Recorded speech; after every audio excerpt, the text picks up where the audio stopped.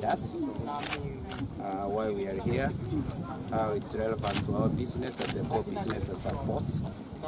And also, we'll also give a chance to our KPA medical team to give us a brief as to what kind of cases they have come across,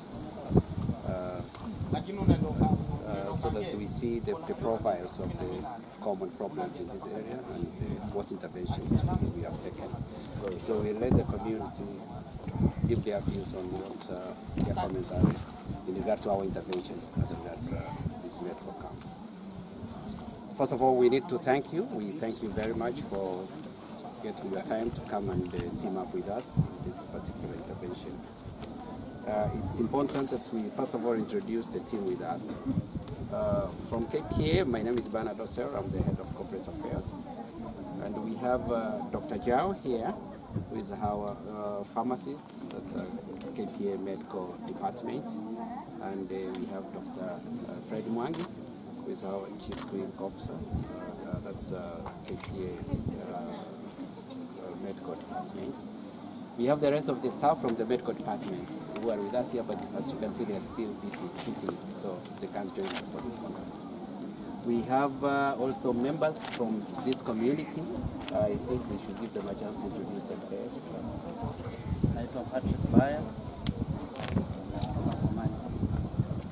Yes.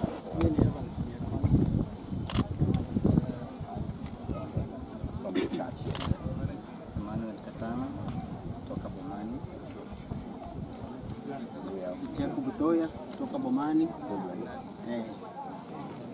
So what we can bring you to speed so that we all talk at the same level is that Kenya Post Authority puts a lot of focus and investment in assisting the community which surrounds it. For a long time we have been making interventions in the community, especially within the coast region, in form of some CSR programs which initially were not very well structured. But from the year 2000, we came up with a very structured program of our corporate social investments program, whereby we thought of the best way of promoting and empowering the community is to make sure that they are well endowed and enhanced from the medical perspective, that's medically, and also from the education angle. So in that regard, we decided to come up with a policy which is very well supported by the management and the board. And the policy dictates that we should spend at least 2% of our profits after tax in acquiring what we call this social license, that is getting goodwill in the community, so assisting the community within the region and also in places where KPA has presence in terms of business and influence. For the period we have been in existence, since we came up with this structured program, we have done quite a good number of structures in terms of schools and dispensaries, more so in coast province, and the schools run up to more than 50 permanent structures and dispensaries. But in some situations, we tend to believe that structures themselves are not enough if we don't do quick interventions in terms of bringing our technical personnel, especially the medical team and the medicines, to sort out needy cases the soonest possible. So in situations where we are not doing a dispensary or constructing a school, we come out and carry out a medical camp like the one we are doing today. We have been making efforts to do at least 2 medical camps in every financial year. We did one early this year, and this is the second one we are doing. And we do believe that with time and as our businesses pick up, we will increase more of this, because what we have noted that we have a lot of such need cases in the regions which surround us.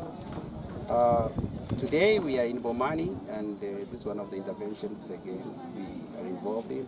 And I'd like to give this chance to our medical team to explain to us at least on what kind of cases we have come across and what kind of interventions we have come up with. Dr. Jao, please. Thank you very much. Well, I should say that so far we've seen around 244, but we can see that the patients are still flowing in, and we'll still continue to see them.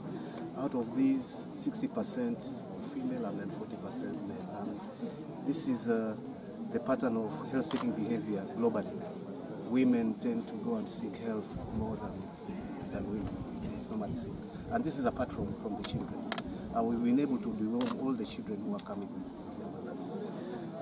We've seen some few cases of high blood pressure, which is expected. NCDs nowadays is the order of the day. We know that the government now is putting a lot of efforts on the fight against NCDs because it is having a very heavy burden on our health budget and even the development of the country. There have been 2 high fevers. Now, one of them, we suspect it's a child of 9 years. She had high fevers, and then the range between the diastolic and systolic pressure was very, very narrow, and then the pulse was high. So we suspect either this could be a case of rheumatic heart disease or congenital heart disease. So we refer this to the local county hospital for verification among those 2. Then we also had cases of very high blood sugars, and we've got 2 who are having an insulin drip at the moment, because one had the sugar of 30 and another had the sugar of 23, and that's normally very high because the normal one is supposed to be 7 or at least up to 10. Now this one of 30 millimoles and the other one of 23, and they were just walking. I think they were just coming to have some medicine for headache and all the rest. We are also screening the women, and we have 3 suspected cervical cancer cases so far, 3. But we've also had a lot of cases of cervicitis. Cervicitis is some swelling in the cervix, which shows it's a sign of chronic infection which has not been treated. So these ones they have all been treated, these 20 cases. We've had 1 patient who has a neck mass, which we suspect it could be malignant or it could be cancerous. We will talk with our colleagues and see whether we could refer him to Mombasa so that he can be able to do further tests to determine whether this case will be cancerous or not. A lot of cases of H. pylori. H. pylori, this is something which will lead to ulcers, stomach ulcers if untreated.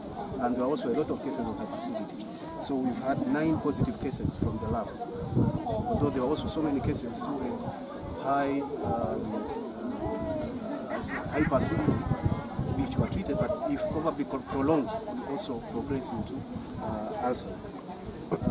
Most of the cases around have been respiratory tract infections, some allergies, arthritis, especially the old men, dry eye syndrome and cataract. To say also there is 1 unique case which we've just seen, just 2 minutes ago, which might require a child of around 10 years. This child might require corneal transplant. One of the eyes has been keratinized, such that she's only using 1 eye to see.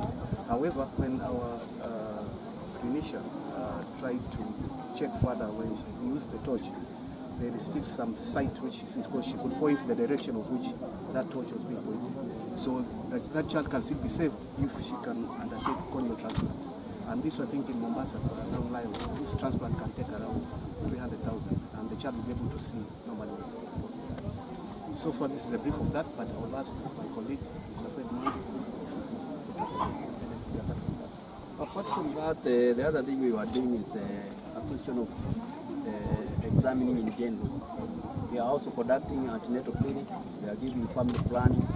We are also giving health education on issues like cancer of the prostate and the significance of diagnosing the cancer of the prostate, and especially in men. We are also giving health education on breast cancer, so that we can be able to bring the knowledge to our young ladies and old ladies to be examining the breasts and be able to identify any lump in the breast which needs to be inspected and taken care of before it comes to cancerous and which cancerous and to be removed. Otherwise, the flow of our patients today has been a bit low, which we are contributing, or actually giving a blame to the fact that we conducted the medical camp on a working day and a day where the students and the pupils are in school. They didn't get a chance to come. if you look the number of the people who are here are actually elderly people and very young children. Okay, initially there were cases of bilharzia, some other cases related to skin diseases. Maybe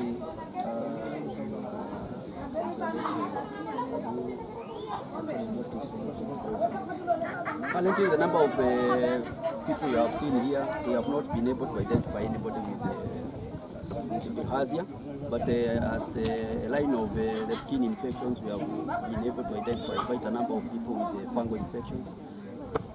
Diseases like tinea capitis, where is the fungal of the head, scalp, and eczema, whereby the body is reacting to unknown factors, and we have taken care of food of treatment. I think the advantage of not seeing a lot of bilharzia probably will come because of improvement in certain water, piped water. Because most of the time the transmission of bilharzia is through stagnant water.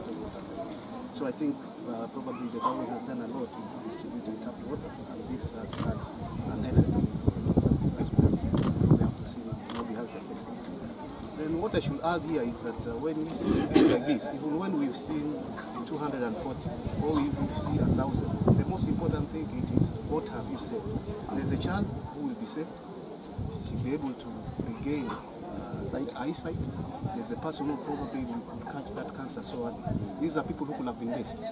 And I think this is, this has more value than just seeing big numbers.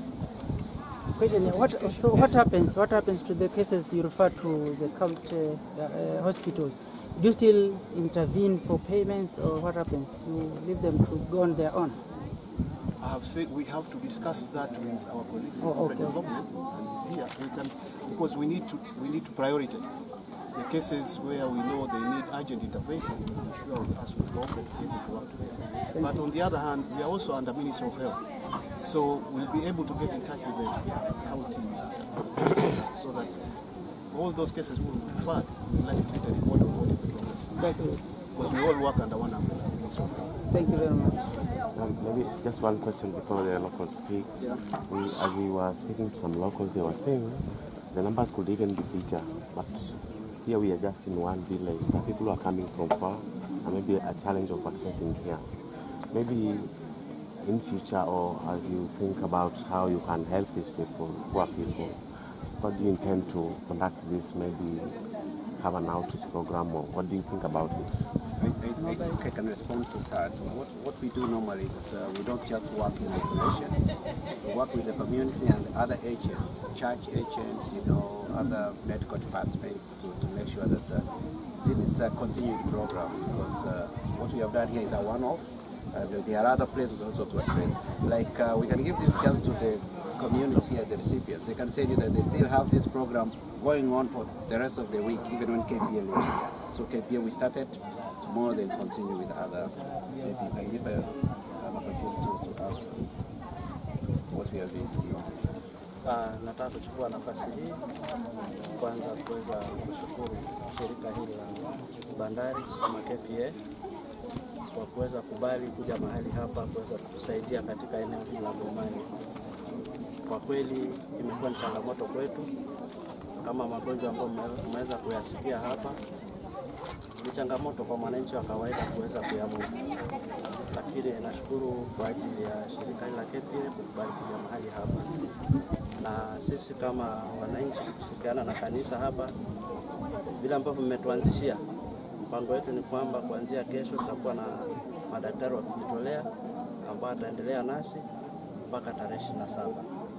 So kwa wale ambao pengine hawakupatikana leo, angalau waweze kupata matibabu, hata kama si yale ya hali ya juu sana, lakini waweze kusaidiwa, waweze kupata matibabu mahali pengine ambapo yanastahili. Otherwise, nataka kushukuru shirika hili na Mungu awabariki sana. Maybe also to add on to that is that normally what KPA does, first of all we had come here earlier to look into which diseases are prone, the most common ones. So most of the diseases we are seeing, we've been able to come with the medications for that.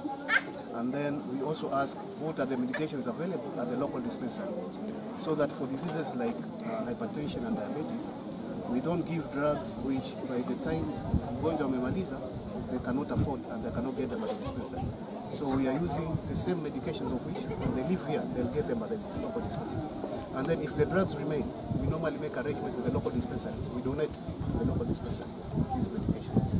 So for those probably who will not come here today, but they'll be able to assess treatment at the local dispensary, they'll still be able to get the drug. Because one of the things we found when we came was some shortage of drugs at the local dispensaries, and we've addressed that. And like for this camp alone, we spent actually approximately 1.3 million just for drugs alone. Yeah, I was the to come. total exercise has cost us about 1.7, including mobilization, bringing the staff here, accommodation, lunch, etc. But 1.3 million, that's 90% of the percentage has gone into the drugs. Maybe since you started this initiative, can you give us,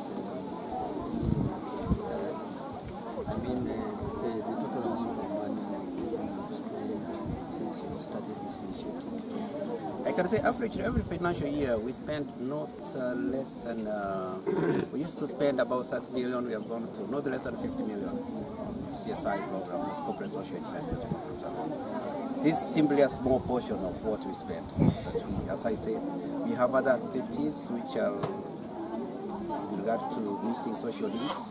We support emergencies, in situations where we have disasters, other development programs besides education and health. Yes. Thank you, sir. Maybe one last question. How do you arrive to a particular activity, or how do you select your areas of preference? Actually, for KPA, the problem we have is even how to stop some cases, because the number of requests overwhelm our ability to help. So it's very easy. But what we do, we first of all, other than making our own initiatives to go to each count and work with the local leaders, the opinion leaders, the communities and relevant agents, and find out the need cases which are relevant to what we want to address.